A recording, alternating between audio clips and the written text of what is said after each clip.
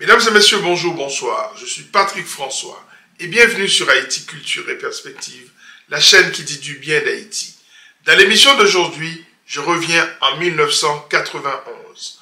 Le processus démocratique est stoppé net par un coup d'État particulièrement sanglant. Mais je vais épingler pour vous 10 erreurs commises par le président Jean-Bertrand Aristide qui ont conduit à sa chute.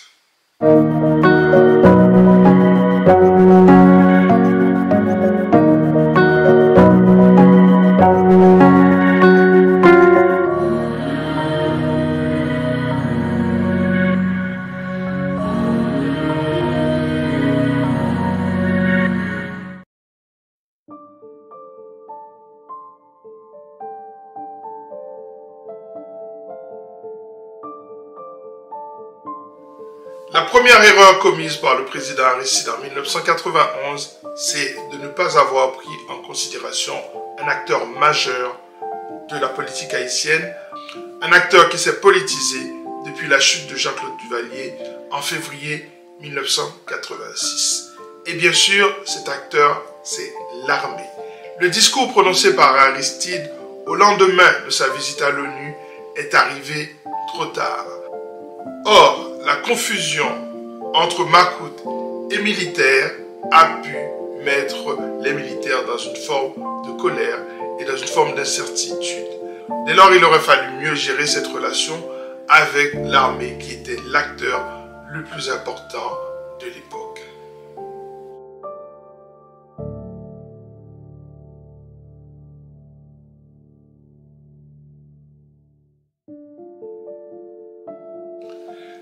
La deuxième erreur commise par le président Jean-Bertrand Aristide est son discours faisant l'apologie du perlebrun. Le perlebrun, pour rappel, est le pneu utilisé pour la sentence populaire, le pneu qui consiste à brûler les gens qui ont fait du mal à d'autres.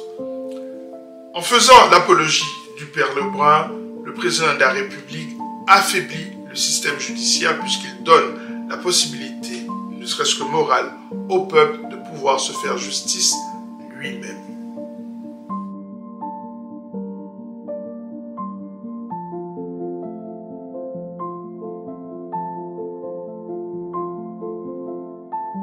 La troisième erreur commise par le président Aristide est son discours très peu rassembleur.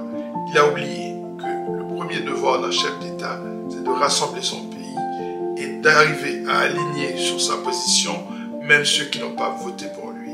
Ce que disent les présidents, même dans les pays particulièrement divisés, c'est que je suis le président de tous. Mais lui, il a oublié de prendre cette précaution.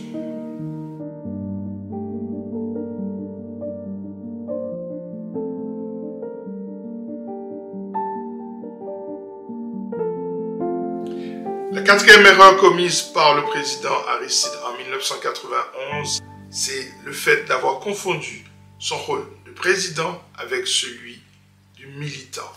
Bien sûr, lorsqu'on est candidat à la présidence, on a un type de discours qui change radicalement dès qu'on arrive au pouvoir. C'est une question d'adaptabilité par rapport à la fonction suprême. Et lui, il a continué à être plutôt un militant qu'à être un président de la République. Arrivé au pouvoir dans un contexte particulièrement tendu, dans un pays particulièrement divisé, il a contribué à renforcer cette division. Dès lors, on vivait dans un pays pour deux nations.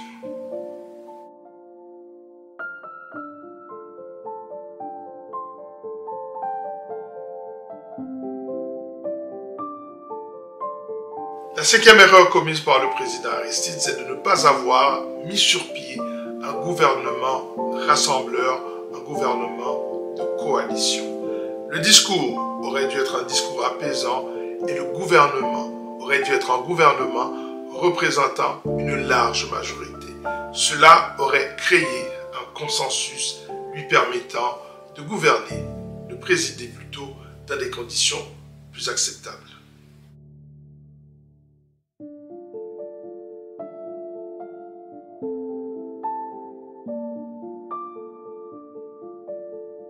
La sixième erreur du président, c'est son discours Makout Paladan. Le discours qui consiste à exclure les Makoutes, les duvalieristes, dans un sens beaucoup plus large, de la sphère du pouvoir. Imaginez un pays qui a vécu sous une dictature pendant plus de 30 ans et qui se retrouve avec une partie de la population exclue de la vie politique, exclue de la fonction publique et qui part aussi avec une forme d'expertise, une forme d'expérience. Voilà pour moi une erreur qui est très courante en Haïti et un système qui doit être repensé. Le fait de renverser un régime ne veut pas dire qu'on doit renverser toute la structure que ce régime a mis sur place.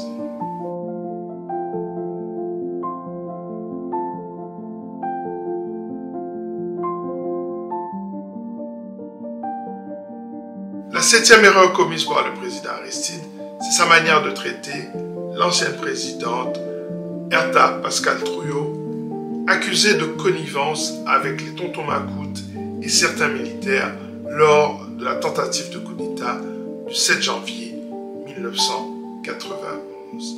Le non-respect de la présidente a affaibli de facto le pouvoir exécutif.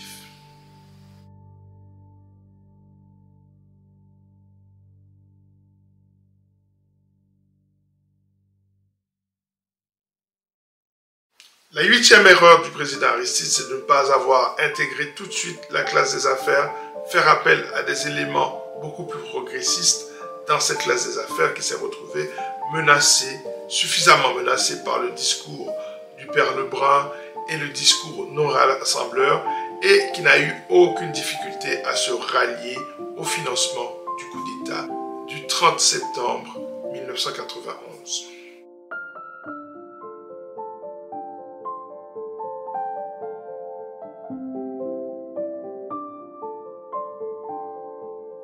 La 9e erreur commise par le président Aristide, c'est de ne pas avoir rassuré la communauté internationale dans un contexte, certes, de chute du mur de Berlin, mais pas tout à fait du communisme encore.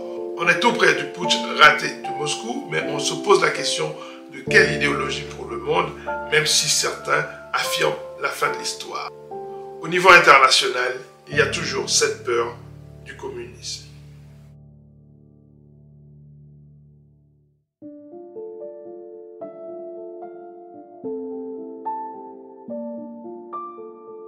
Le clergé haïtien qui a tendance à avoir un comportement politique plutôt réactionnaire, plutôt conservateur, n'a pas été rassuré par ce prêtre qui est rentré en conflit avec le Vatican et avec l'évêque de Port-au-Prince, Monseigneur Ligondé, qui en a fait un ennemi viscéral.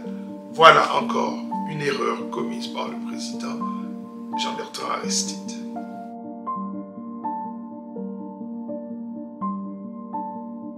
Voilà, ça est terminé pour cette émission consacrée à cette page importante de notre histoire, une page qui détermine encore la réalité haïtienne aujourd'hui même. Continuez à vous abonner à cette chaîne, j'ai besoin de vous pour continuer à grandir sur YouTube. Portez-vous bien, à la prochaine, ciao.